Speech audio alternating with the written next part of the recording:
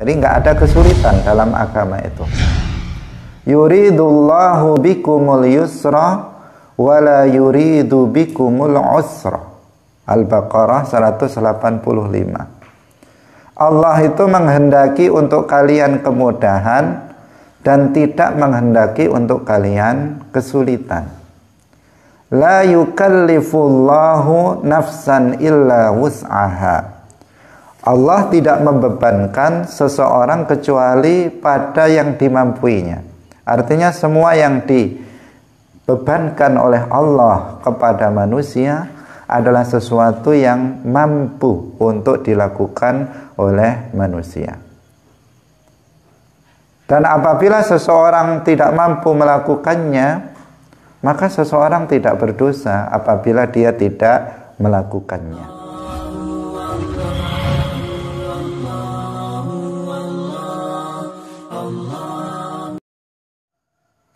Assalamualaikum warahmatullahi wabarakatuh. Alhamdulillahi rabbil alamin. Lahu ni'matu wa lahul fadlu wa lahu thana'ul hasan. Wassalawatullahil barrir rahim wal malaikatil muqarrabin ala sayyidina wa maulana Muhammadin wa ala alihi wa ashabihi tayyibin tahirin. Allahumma la sahla illa ma ja'altahu sahla wa anta taj'alul hazna idza syi'ta sahla. Allahumma rzuqna al-ikhlasa fi niyyati wal qawli wal amal wa ba'du. Ila nabiyil mustafa sallallahu alaihi wasallam wa ikhwanihi minal anbiya'i wal mursalin wa syuhada'i was salihin, khususan ila sultanil awliya Asy-Syaikh Abdul Qadir Al-Jilani wa Syaikh Ahmad Ar-Rifai wa Syabahidina Naqsyabandi wa Syaikhina Abdullah Al-Harari wal Imam An-Nawawi muallif hadzal kitab wa ila arwahi muassisi jam'iyyati Nahdlatul Ulama Asy-Syaikh Muhammad Hashim Asy'ari wa Syekh Abdullah Wahab Hasbullah wa ila ruhi Asy-Syaikh Bisri Samsuri wa ila arwahi jami'i ahli al-qubur minal muslimin wal muslimat wal mu'minin wal mu'minat min masyariqil ardi ila magharibiha, khususan ila arwahi abaina wa ummahatina wa ajdadina wa jaddatina wa masyayikhina wa masyayikhi masyayikhina. Al-Fatihah.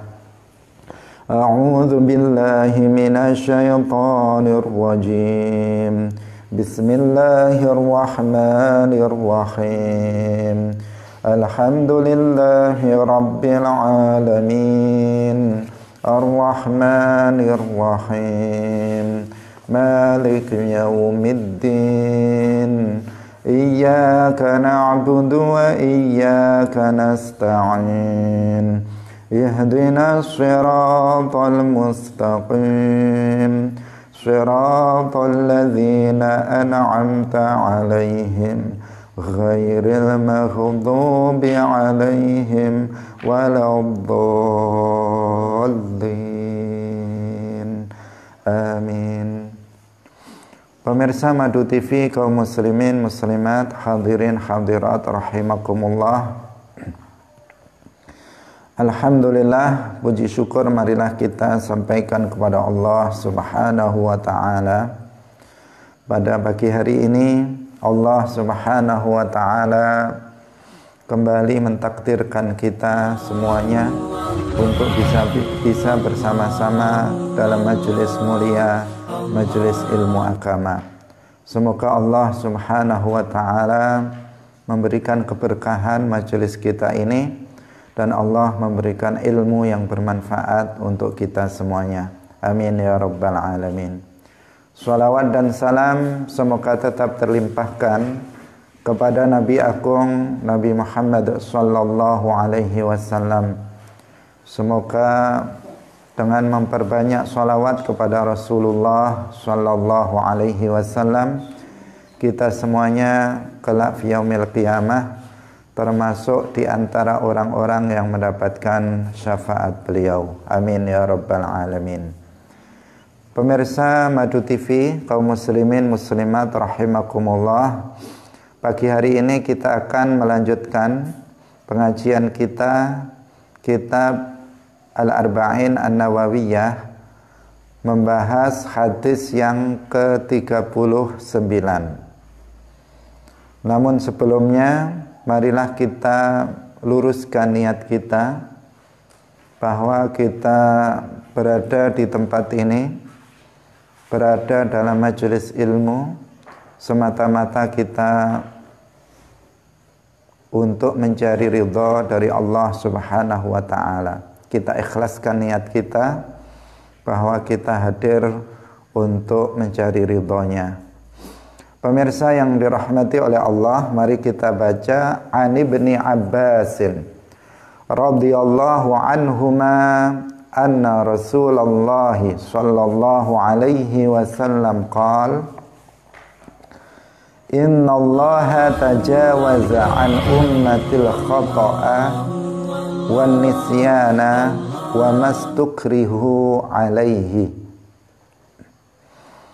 Ani ibni Abbasin kacerita saking ibni Abbas, ay Abdullah ibnu Abbas, radhiya muka-muka ngridhani sapa Allahu Gusti Allah anhuma saking Abdullah lan Abbas, anna Rasulullah sak temene Rasulullah sallallahu alaihi wasallam iku qala wis dawuh sapa Rasulullah, innallaha sak temene Allah iku tajawaza ngapura sapa Allah an ummati saking umat ingsun al khata'a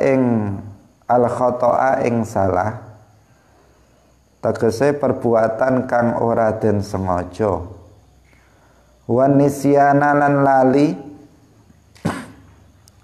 wa malan barang ustukrihu kang den amrih peksa, kang den peksa sapa ummati alaihi ing atase ma.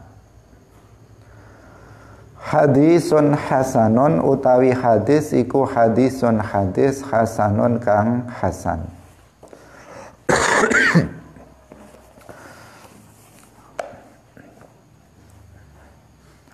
Rawahu ngriwayataken ing hadis sapa Ibnu Majah wal Baihaqi lan Imam Baihaqi wa ghairuhuma lan liyane Ibnu Majah lan Al Baihaqi. Pemirsa Madu TV, kaum muslimin muslimat rahimakumullah. Hadis yang ke-39 dalam hadis Al-Arba'in An-Nawawiyah ini juga sama dengan hadis sebelumnya, menunjukkan tentang betapa luas rahmat Allah Subhanahu wa ta'ala. Di antara hal yang menunjukkan luasnya rahmat Allah adalah bahwa ajaran agama Islam itu dijadikan oleh Allah sebagai ajaran agama yang mudah dan ringan. Tidak ada ajaran Islam itu yang sulit, tidak ada ajaran Islam itu yang berat. Nah, seluruhnya mudah dan seluruhnya ringan, yang bisa dilakukan oleh siapa saja. Dari siapa saja bisa melakukannya tanpa pandang bulu. Orang yang kaya bisa melakukannya, orang yang miskin juga bisa melakukannya, orang yang sehat bisa melakukannya, orang yang sakit juga bisa melakukannya, orang yang normal panca inderanya, fisiknya bisa melakukannya, orang yang cacat juga bisa melakukannya. Semua orang bisa melakukannya karena memang Allah menjadikan ajaran Islam itu sebagai ajaran yang ringan dan mudah. tidak ada kesulitan, tidak ada yang berat sama sekali. Nah, hadis ini sejalan dengan firman Allah di dalam Al-Quran. Di antaranya dalam surat Al-Hajj ayat 78. Allah Subhanahu wa taala berfirman, "Wa ma ja'ala 'alaikum fid-dini min haraj." Yang maknanya, dan Allah tidak menjadikan kesulitan atas kalian dalam agama. Jadi enggak ada kesulitan dalam agama itu. Yuridullahu bikumul yusra wa la yuridu bikumul usra. Al-Baqarah 185. Allah itu menghendaki untuk kalian kemudahan dan tidak menghendaki untuk kalian kesulitan. La yukallifullahu nafsan illa wus'aha. Allah tidak membebankan seseorang kecuali pada yang dimampuinya. Artinya semua yang dibebankan oleh Allah kepada manusia adalah sesuatu yang mampu untuk dilakukan oleh manusia. Dan apabila seseorang tidak mampu melakukannya, maka seseorang tidak berdosa apabila dia tidak melakukannya. Nah, ini adalah ayat-ayat yang mendukung pada hadis yang akan kita baca ini, yang menunjukkan betapa ajaran agama Islam itu adalah ajaran agama yang mudah, yang ringan, yang itu semuanya menunjukkan juga menguatkan apa yang kita sampaikan sebelumnya, bahwa rahmat Allah untuk umat Islam ini sangat luas. Nah, sehingga ajaran agama pun adalah ajaran-ajaran agama yang mudah untuk dilakukan, tetapi menghasilkan pahala yang dilipat gandakan. Nah, terkait dengan hadis ini, bahwa di antara kemudahan dalam agama Islam, dalam ajaran agama Islam, dijelaskan dalam hadis ini bahwa Allah itu memaafkan dosa umatnya yang apabila dosa itu dilakukan karena 3 hal. Jadi ada orang melakukan dosa, tetapi dimaafkan, diampuni oleh Allah dosa itu, karena dosa itu dilakukan dalam 3 keadaan. Yang pertama, yaitu apabila seseorang melakukan sebuah dosa tanpa sengaja. Nah, al-khoto'a di sini artinya tanpa sengaja. Seseorang tanpa sengaja. Tanpa sengaja artinya tanpa dengan kehendak dia, tanpa iradah dari orang yang melakukannya. Maka ini orang yang melakukannya dia tidak terkena dosa. Misalnya seseorang dia sedang duduk-duduk membawa sebuah kertas, misalnya. Kertas di situ berisi ayat Al-Quran. Nah, berisi ayat Al-Quran.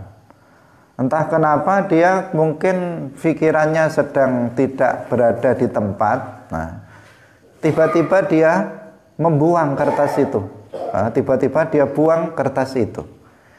Dia tidak sengaja, tanpa ada kehendak dari dia untuk membuangnya, tiba-tiba dia buang. Maka ini hukumnya apa? Hukumnya dia tidak kufur dan juga tidak dosa. Kenapa? Karena dia melakukan perbuatan itu tanpa dengan kesengajaan. Apabila perbuatan itu disengaja, misalnya seseorang melihat ada ayat Al-Quran atau ada Al-Quran tertulis dalam kertas, kemudian dia mengetahui di situ ada ayat Al-Quran, kemudian dia sengaja tahu, kemudian sengaja membuangnya ke tempat-tempat yang najis, tempat yang kotor, maka dia jatuh pada dosa, bahkan dia bisa jatuh kepada riddah, pada kekufuran. Tetapi ketika seseorang melakukannya tanpa ada kesengajaan artinya nggak ada kehendak dia untuk melakukannya, tetapi tiba-tiba terjadi begitu saja tanpa dia sadari, maka di sini dia tidak jatuh kepada keharaman, juga tidak jatuh kepada kekufuran. Atau seseorang yang terpeleset lidah, sabqul lisan.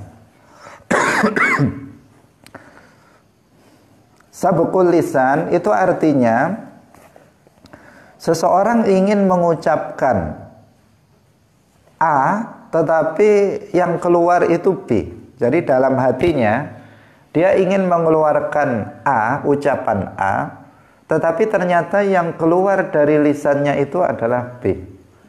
Dia ingin mengatakan misalnya memanggil Ahmad, tetapi yang keluar Hai Zaid, padahal dia ingin mengatakan Hai Ahmad. Ini namanya apa? Sabqul lisan, terpeleset lidah. Terpeleset lidah itu berarti apa? Tanpa ada kesengajaan. Karena yang dia sengaja itu adalah mengucapkan A, ternyata yang keluar itu adalah B. Itu namanya apa? Sabqul lisan. Nah, sabqul lisan tidak mungkin terjadi pada seorang nabi. Tetapi pada orang biasa seperti kita itu mungkin terjadi. Seperti misalnya orang yang dalam tasyahud akhir dia ingin mengatakan wa ma ana minal musyrikin. Dia ingin mengatakan begitu.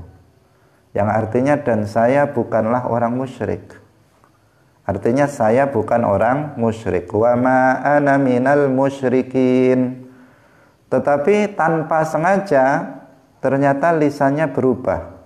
Dia mengatakan wa ma ana minal muslimin. Dia mengatakan begitu.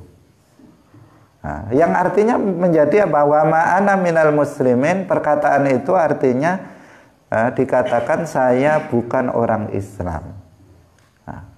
Perkataan saya bukan orang Islam itu perkataan kufur.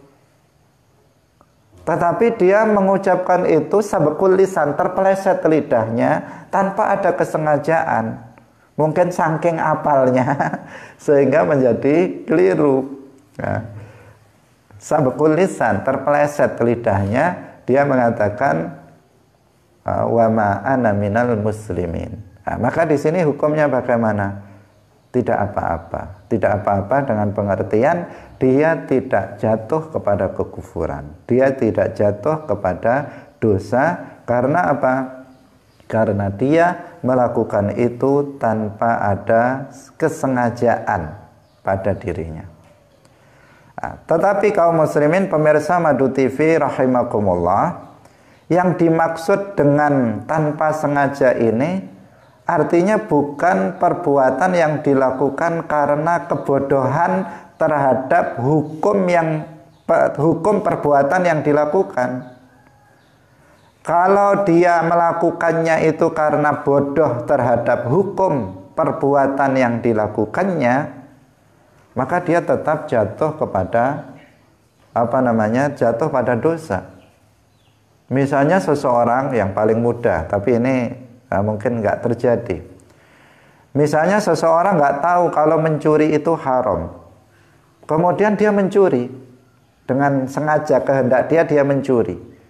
Maka di sini apa hukumnya? Dia dihukumi mencuri apa tidak? Ya tetap dihukumi mencuri. Meskipun dia bilang saya nggak tahu kalau mencuri itu haram, tapi nggak ada rasanya orang yang nggak tahu kalau mencuri itu haram, karena ini sudah menjadi sesuatu yang maklum minaddin bid-darurah. Nah, termasuk dalam prinsip-prinsip akidah, itu tidak boleh seseorang tidak mengetahuinya. Misalnya tentang sifat wajib bagi Allah, wujud, kitab, baqa, dan seterusnya. Itu adalah sesuatu yang tidak bisa seseorang tidak mengetahui. Wajib untuk mengetahuinya, dan tidak boleh seseorang mengingkari salah satu dari sifat wajib bagi Allah ini. Jika ada yang mengingkari salah satu dari sifat wajib bagi Allah ini, maka dia tidak diampuni, tidak dimaafkan. Nah, tidak dimaafkan. Misalnya ada seseorang mengatakan Allah itu bertempat di atas langit. Nah, dia mengatakan seperti itu. Nah, ucapan seperti ini adalah ucapan kufur.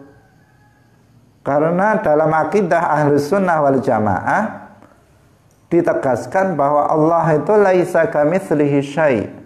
Allah itu walam yakul lahu kufuwan ahad. Allah itu tidak serupa dengan makhluk. Sementara yang bertempat itu adalah makhluk. Sementara yang bertempat di atas langit itu adalah para malaikat. Dalam hadis disebutkan ma fis samawati sab'i mawdi'u arba'i asabi' illa wa fihi malakun qa'imun aw raqi'un aw sajidun. Di langit yang 7 itu tidak ada tempat 4 jari pun kecuali di situ ada para malaikat. Artinya langit itu penuh sesak dengan para malaikat. Sehingga malaikat itu disebut sebagai penduduk langit, ahlus sama. Nah, kalau seseorang mengatakan Allah itu bertempat tinggal di atas langit, berarti dia menyerupakan Allah dengan para malaikat. Nah, padahal apa? Salah satu sifat wajib bagi Allah mukhalafatul lil hawadisi berdasarkan ayat-ayat yang tadi kita baca. Nah, maka di sini apa? Seseorang kemudian mengatakan, "Loh, kamu kok mengatakan begitu? Saya nggak tahu hukumnya. Kalau ini kufur, saya nggak tahu." Meskipun dia tidak tahu, dia tetap jatuh kepada kekufuran. Kenapa? Karena ini adalah sesuatu yang mendasar, yang untuk mengetahuinya tidak harus seseorang itu memahami Al-Quran dan hadis. Hanya dengan menggunakan akal saja seseorang sudah bisa mengetahui bahwa Allah itu nggak serupa dengan makhluk. Karena akal manusia mengatakan orang yang membuat meja nggak sama dengan meja. Orang yang membangun rumah tidak sama dengan rumah. Orang yang membuat kursi tidak sama dengan kursi. Maka Allah yang menciptakan makhluk tidak sama dengan makhluk. Itu akal saja sudah bisa mengetahui itu. Tetapi karena dia tidak menggunakan akalnya untuk berpikir, sehingga kemudian dia bodoh terhadap masalah itu, atau dia tidak belajar kepada para ulama sehingga dia menjadi seperti itu. Nah, kaum muslimin rahimakumullah, maka ini dia tidak dimaafkan. Jadi tidak semua kebodohan itu dimaafkan karena orang nggak paham kemudian dimaafkan. Oh ya udah, dia nggak paham, ya udah berarti nggak masalah. Tidak seperti itu. Memang ada kebodohan itu yang dimaafkan, ada. Tetapi juga ada kebodohan itu yang tidak dimaafkan, seperti kebodohan dalam masalah prinsip-prinsip akidah, itu tidak dimaafkan. Seandainya kebodohan, setiap kebodohan, alasan kebodohan itu dimaafkan, maka kebodohan lebih baik daripada ilmu. Nah, berarti enak bodoh aja. Kalau bodoh melakukan ini nggak apa-apa, melakukan ini lagi nggak apa-apa. Kan enak sekali jadi orang bodoh. Karena setiap perbuatannya nggak apa-apa. Nah, padahal Rasulullah mewajibkan seseorang talabul ilmi fardhatun ala kulli muslimin. Padahal di dalam Al-Quran sudah ditegaskan hal yastawil ladzina ya'lamuna wal ladzina la ya'lamun. Artinya nggak sama antara orang berilmu dan orang yang tidak berilmu. Jika dikatakan orang yang bodoh itu dimaafkan semua perbuatan salahnya, maka lebih utama orang bodoh daripada orang yang bodoh. Seandainya perbuatan yang dilakukan atas dasar kebodohan dimaafkan, maka berarti kebodohan lebih utama daripada ilmu. Dan ini bertentangan dengan ayat Al-Quran, qul hal yastawil ladzina ya'lamun wal ladzina la ya'lamun. Jadi tidak semua perbuatan yang dilakukan atas dasar kebodohan seseorang itu dimaafkan. Misalnya ada seseorang, dia akan menjadi kafir, di akhirat tempatnya berada di dasar neraka jahanam. Jadi dengan sebab itu keluar dari Islam dan dasar neraka jahanam. Padahal dia suatu perkataan yang dia tidak tahu bahwa perkataan itu mengandung bahaya untuknya. Dia tahu bahwa itu haram. Dia tidak tahu bahwa itu adalah kufur. Tapi meskipun begitu, kata Rasulullah, meskipun dia tahu bahwa hukumnya haram, kan kata-kata itu kufur, dia tetap kufur dan jatuh ke neraka jahanam, dasar neraka jahanam. Artinya apa? Kebodohan terhadap hukum suatu perbuatan dosa tertentu ini tidak menjadi alasan seseorang itu dimaafkan atas perbuatan-perbuatan. Pemirsa Adu TV yang dirahmati oleh Allah Subhanahu wa ta'ala. Jadi ini ada perbedaan. Yang dimaafkan itu adalah apabila seseorang itu melakukan suatu tanpa dengan kesengajaan, tanpa ada iradah dari dirinya, bukan perbuatan yang dilakukan atas dasar kebodohan. Untuk itulah maka umat Islam diwajibkan untuk thalabul ilmi fardhatun ala kulli muslimin. Di antara ilmu yang wajib untuk kita ketahui adalah kita harus mengetahui hal-hal yang bisa membatalkan Islam, yaitu riddah, apakah berupa perkataan, berupa keyakinan, atau berupa perbuatan. Harus kita ketahui apa saja perkataan yang kufur, apa saja perbuatan yang kufur, apa saja keyakinan yang kufur. Karena jika seseorang itu tidak mengetahuinya, maka bisa seseorang jatuh kepada kekufuran tanpa dia mengetahui bahwa dia telah jatuh kepada kekufuran. Seperti yang disebut hadis. Hadis ini hadis hasan yang diriwayatkan oleh Al-Imam At-Tirmidzi dan juga diriwayatkan dengan makna yang sama oleh Al-Imam kaum muslimin pemirsa yang dirahmati oleh Allah Subhanahu wa ta'ala.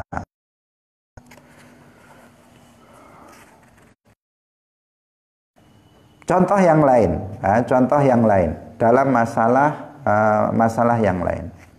Ada orang makan dan minum dengan sengaja ketika puasa, maka puasanya adalah batal dan dia berdosa. Meskipun dia kemudian ditanya, ketika ditanya kenapa kamu makan, dia mengatakan saya nggak tahu kalau makan itu membatalkan puasa. Misalnya puasanya batal apa enggak?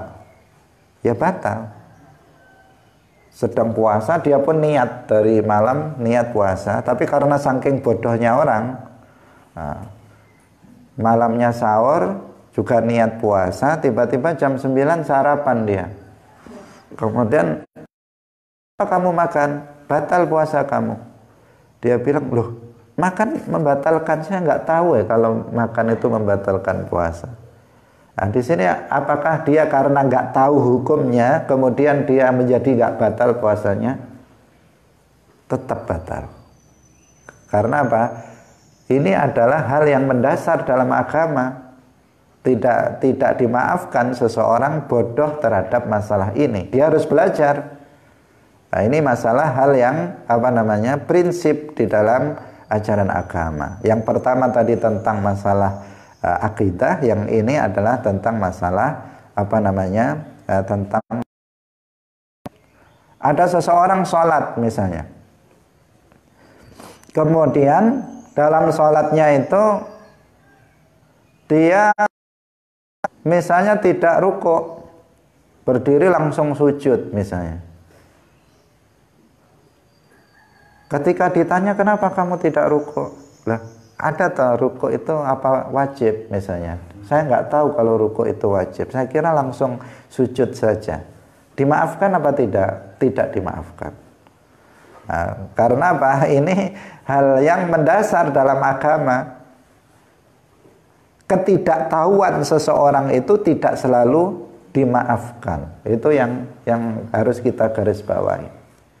Karena banyak sekali orang sekarang itu yang berdalih tidak tahu. Kenapa kamu melakukan ini? Saya nggak tahu. Kalau nggak tahu kan nggak apa-apa. Kalau nggak tahu kan nggak apa-apa. Saya kan belum tahu. Saya kan belum tahu. Begitu terus. Alasannya saya belum tahu.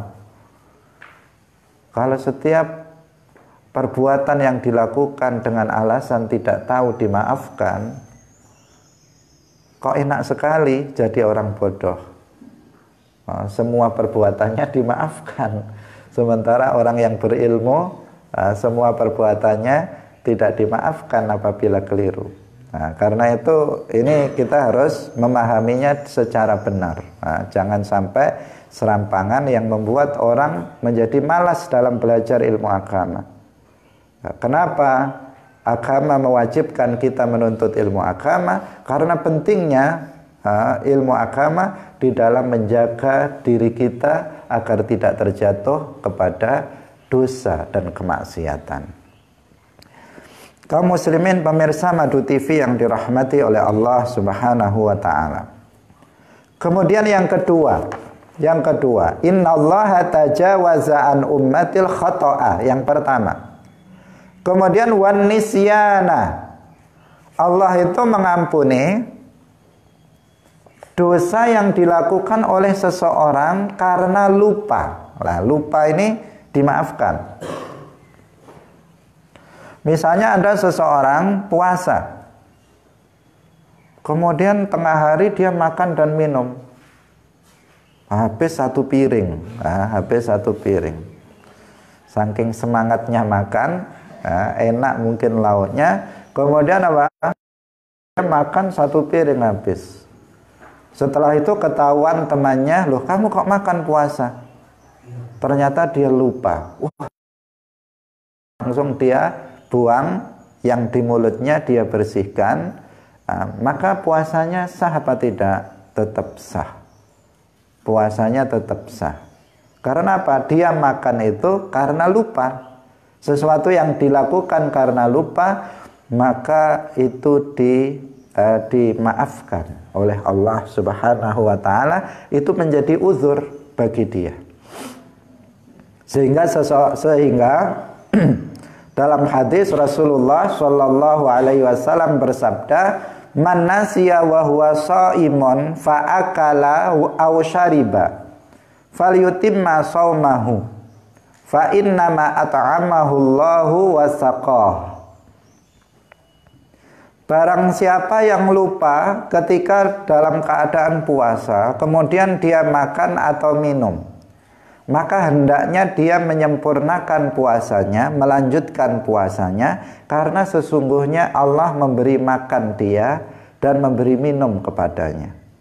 Artinya Allah itu memberikan lupa kepada dia karena Allah ingin memberikan rizki, memberikan makan dan minum kepada dia. Artinya apa? Artinya dia dimaafkan, puasanya silahkan dilanjutkan. Asalkan nama yang di mulut itu segera dikeluarkan. Jangan, oh ini sekalian misalnya, yang sudah di mulut sekalian ditelan, maka nanti apa? Jadi batal karena apa? Dia sudah ingat.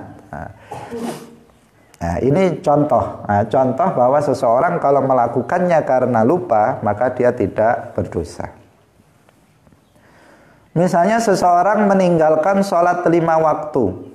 Pada dasarnya meninggalkan salah satu dari sholat 5 waktu, zuhur, asar, maghrib, isya, subuh, salah satu dari 5 itu akan berdosa. Tetapi apabila seseorang itu melakukannya artinya dia tidak sholat karena lupa, maka dia tidak berdosa. Jika terjadi, seandainya seseorang terjadi karena kesibukannya yang luar biasa dalam urusan tertentu, misalnya dia nggak lupa dengan waktu, sampai telinganya ada azan asar pun dia nggak dengar, saking apa sibuknya nggak dengar. Tiba-tiba azan maghrib, baru dia ingat bahwa dia belum sholat asar. Maka di sini apa? Dia tidak berdosa, tetapi dia wajib untuk mengqadha'nya. Dia tetap wajib mengqadha'nya. Dalam hadis disebutkan man nasiya sholata, berarti ada orang yang lupa nggak sholat, itu ada. Karena dalam hadis disebutkan man nasiya sholata, barang siapa yang lupa mengerjakan sholat, dia meninggalkan sholat karena lupa, falyusalliha idza dzakaraha, maka hendaknya dia mengerjakan sholat itu, artinya mengqadha sholat itu ketika dia sudah ingat. Jadi kewajibannya apa? Kewajibannya qadha. Tidak berarti kalau lupa kemudian udah selesai, tetapi harus diqadha. Kalau tadi puasa dia bisa meneruskannya, tetapi kalau sholat maka dia apa? Maka dia mengqadha'nya. Dia mengqadha' sholat yang dia tinggalkan karena lupa jika dia ingat. Jika dia nggak ingat seterusnya, ya nggak wajib diqadha'. Misalnya hari ini nggak sholat asar, sampai mati dia nggak ingat kalau hari itu dia belum sholat asar misalnya, maka ya dia tidak berdosa. Kenapa? Karena dia tidak ingat bahwa dia telah meninggalkan sholat. Nah, jadi lupa ini adalah menjadi uzur bagi seseorang, uzur untuk dimaafkan, untuk diampuni dosa yang dia lakukan atas dasar lupa. Pemirsa yang dirahmati oleh Allah Subhanahu wa ta'ala. Kemudian yang berikutnya, tetapi bukan yang pura-pura lupa. Kalau seseorang pura-pura lupa, ya tetap tidak dimaafkan. Ingat tapi saya lupa, padahal dia ingat, maka itu tidak dimaafkan. Karena yang tahu itu dirinya sendiri bahwa dia betul-betul lupa atau tidak lupa. Kemudian sebelum masuk yang ketiga, hadis yang kita sebut tadi, man nasiya sholata falyusalliha idza dzakaraha, itu sekaligus menjadi dalil bahwa sholat yang dilakukan oleh sholat yang ditinggalkan oleh seseorang, apakah karena alasan lupa, apalagi kesengajaan, itu wajib untuk diqadha. Karena ada sebagian orang atau sebagian kelompok yang mengatakan kalau seseorang itu meninggalkan sholat dengan sengaja, maka tidak wajib dia mengqadha'nya. Dia berdosa dan tidak bisa diqadha' sholatnya. Ini adalah pendapat yang tidak benar. Berdasarkan hadis ini mengatakan barang siapa yang lupa tidak sholat, maka dia wajib untuk mengqadha'nya jika dia ingat. Sholat yang ditinggalkan karena lupa saja dia wajib untuk mengqadha'nya, maka apalagi sholat yang ditinggalkan dengan sengaja, maka lebih-lebih lagi dia wajib untuk mengqadha'nya. Nah, ini penting untuk digarisbawahi. Pemirsa Madu TV rahimakumullah. Kemudian yang ketiga, wan nisyana wa mastukrihu alaihi. Yang ketiga, yang terakhir, bahwa perbuatan dosa yang dimaafkan, yang diampuni oleh Allah, itu adalah jika perbuatan dosa itu dilakukan karena dipaksa. Karena dipaksa. Yang dimaksud dipaksa di sini adalah diancam. Seseorang dipaksa untuk melakukannya dengan diancam untuk dibunuh dan semacamnya, oleh orang yang bisa melaksanakan ancamannya itu. Nah, jika orang itu tidak melakukannya, perbuatan yang haram itu, maka orang yang mengancam itu bisa melaksanakan ancamannya tersebut. Nah, artinya apa? Artinya kalau misalnya yang mengancam itu orang yang nggak bisa melakukan ancamannya, misalnya anak kecil, anak 5 tahun, awas, tak, saya bacok kamu, misalnya kalau nggak melakukan dosa ini. Kalau kamu nggak mengucapkan kata kufur, saya sembelih kamu, misalnya anak 5 tahun. Sementara yang diancam orang tua, maka di sini nggak boleh dia melakukan kekufuran. Ini kan anak kecil, dia hanya ngomong saja, setelah itu dia lupa. Ya, ini berarti nggak bisa. Nah, yang dimaafkan itu apabila seseorang diancam, misalnya kalau kamu tidak melakukan kekufuran ini, maka kamu akan saya bunuh. Dan yang mengancam itu memang serius, dan orang yang mampu untuk melakukan itu kepada kita. Nah, maka di sini apa? Seseorang tidak dikatakan jatuh kepada dosa, atau misalnya kufur jika perbuatan itu berupa kekufuran, jika dia melakukannya secara terpaksa, tetapi dengan syarat hatinya tetap dalam keimanan. Jika yang dipaksakan itu berupa perbuatan yang kufur. Nah, seperti yang terjadi pada Ammar bin Yasir yang kita ceritakan beberapa pertemuan sebelumnya. Ammar bin Yasir, ibunya namanya Sumayyah, dipaksa di satu keluarga, ini keluarga budak hamba sahaya, dipaksa oleh tuannya. Kalau tuannya yang mengancam, ini berarti mampu untuk melakukannya, dan itu sudah dilakukan. Diancam untuk dibunuh, dan ternyata sudah dilakukan, diwujudkan oleh tuannya kepada ibunya. Sumayyah dibunuh di hadapan Ammar dan di hadapan Yasir, bapaknya.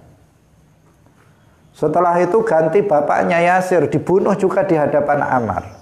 Artinya apa? Ini sudah nyata. Kalau dia tidak mengucapkan kata kufur, maka Ammar juga akan dibunuh, seperti halnya ibunya Sumayyah dan seperti halnya bapaknya yang bernama Yasir.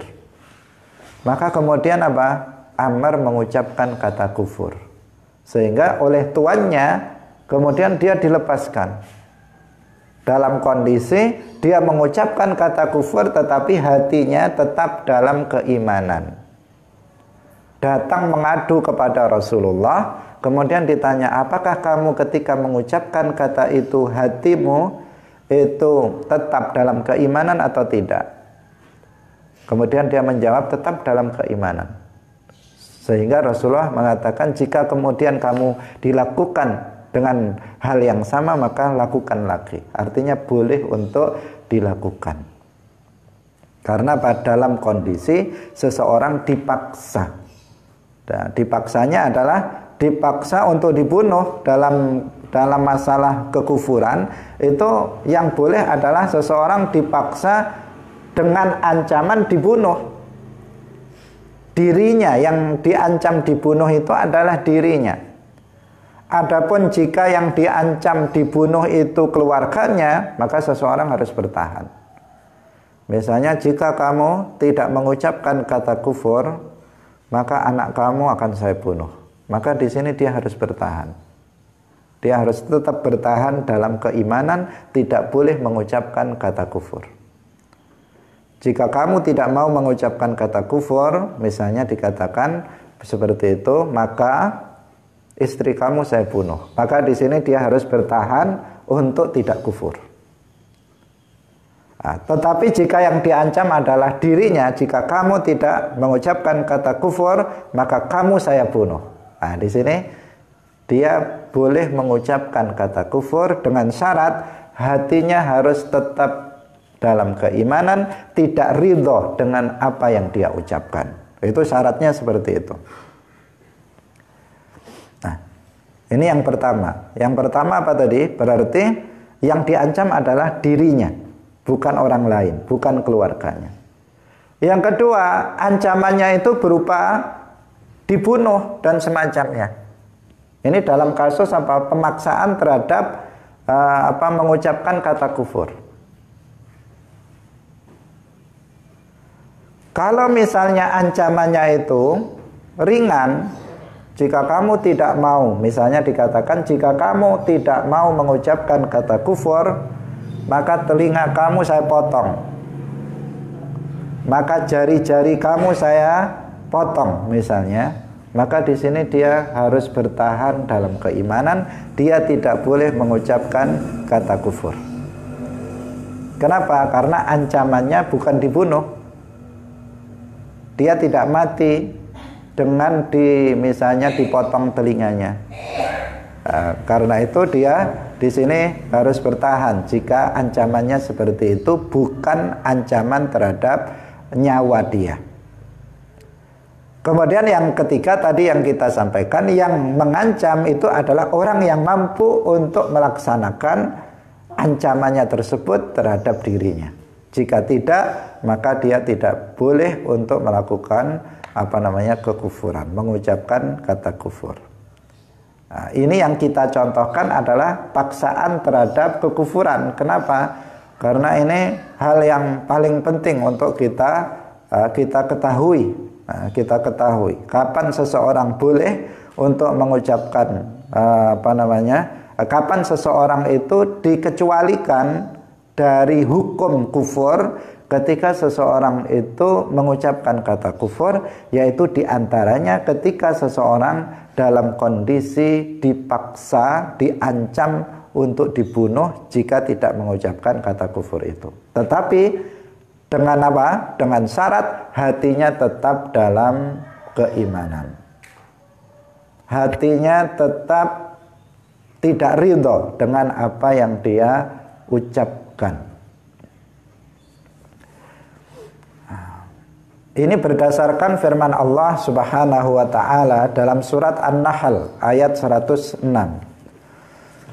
Wa man kafara billahi min ba'di imanihi illa man ukriha wa qalbuhu mutmainnun bil iman walakin man syaraha bil kufri sadran fa'alaihim ghadabun minallahi walahum azabun azim. Nah, disebutkan barang siapa yang kufur kepada Allah setelah imannya, illa man ukriha, kecuali orang yang dipaksa untuk mengucapkan kata kekufuran, dipaksa dengan dibunuh, wa qalbuhu mutmainnun bil iman, dan hatinya itu tetap dalam keimanan. Nah, ini adalah dalilnya. Tetapi yang harus diwaspadai di sini adalah pemahaman sebagian orang yang yang menggunakan ayat ini untuk semua permasalahan. Ayat ini secara jelas menjelaskan bahwa orang yang diampuni atau orang yang dimaafkan, tidak dihukumi kufur ketika mengucapkan kekufuran itu adalah orang yang mengucapkan kufur karena dipaksa dan hatinya tidak ridho dengan kekufuran yang dia ucapkan.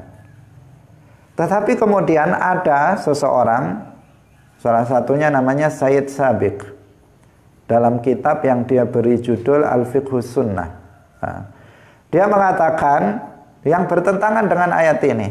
Nah, dia menggunakan ayat ini tetapi dipahami secara umum. Dia mengatakan bahwa kalau ada orang mengucapkan kata kufur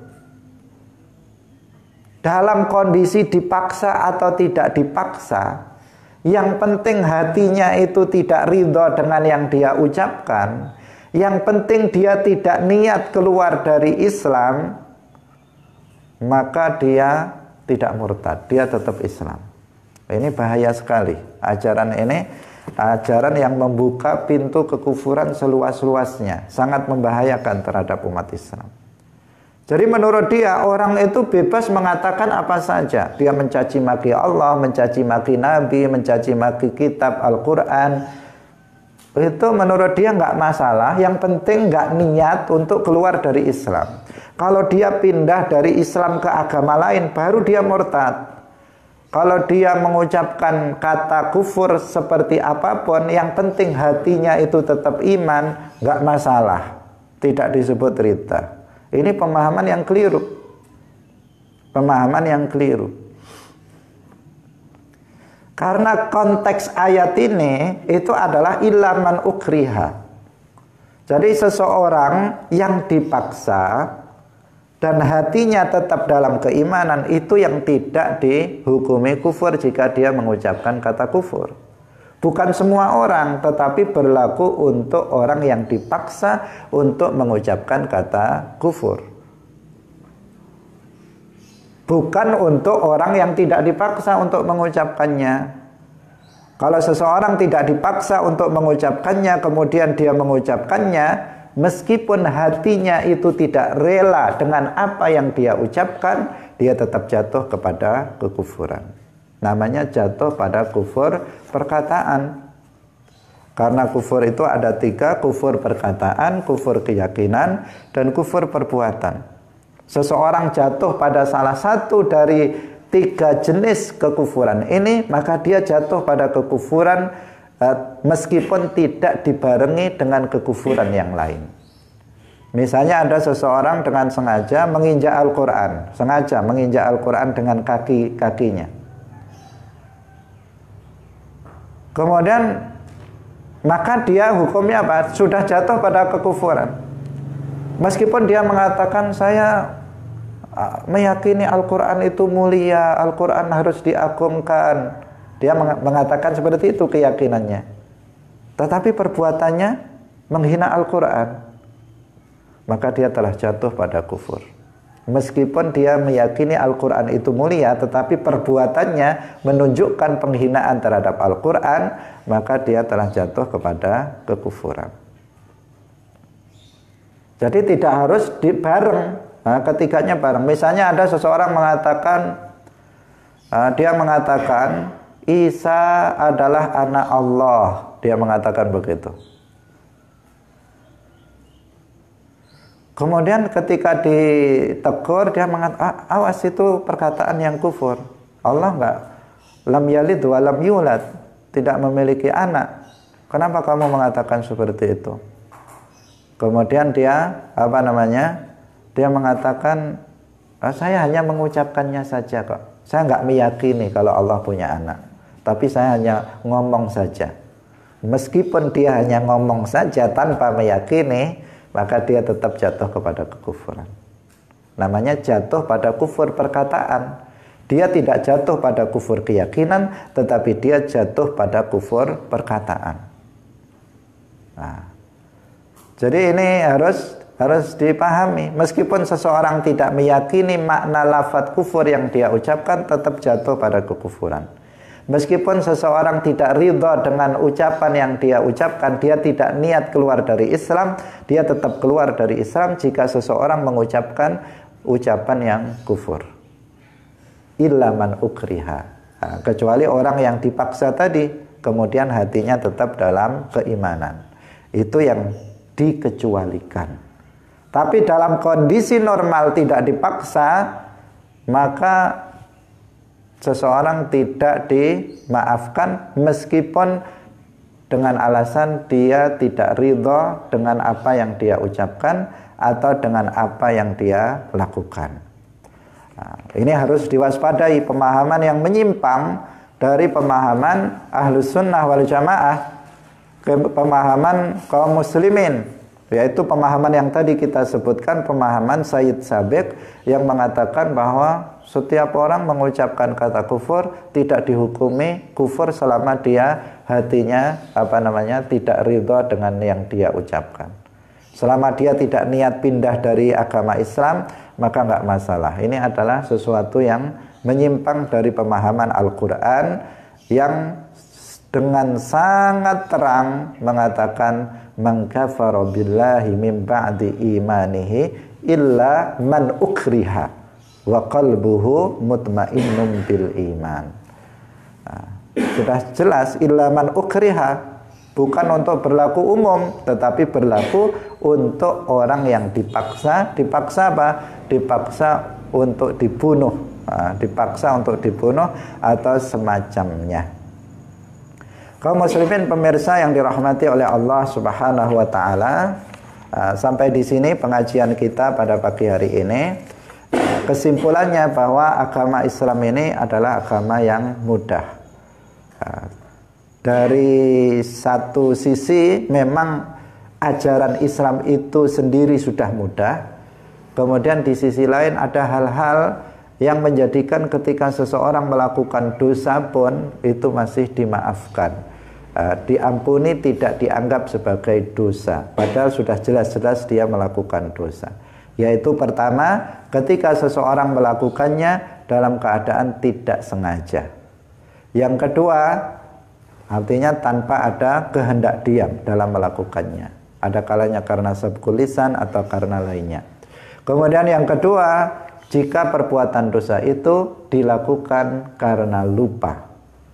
Nah, kemudian yang ketiga, jika perbuatan dosa itu dilakukan karena dipaksa untuk dibunuh dan semacamnya, maka di situ dimaafkan. Nah, ini salah satu bentuk rahmat dan kemudahan di dalam Islam. Semoga apa yang kita sampaikan pada pagi hari ini bermanfaat bagi kita semuanya. Semoga Allah Subhanahu wa taala tetap memberikan keistiqomahan kepada kita untuk hadir dalam majelis ilmu agama. Barakallahu fikum wallahul muwaffiq ila aqwamit thoriq. Wassalamualaikum warahmatullahi wabarakatuh.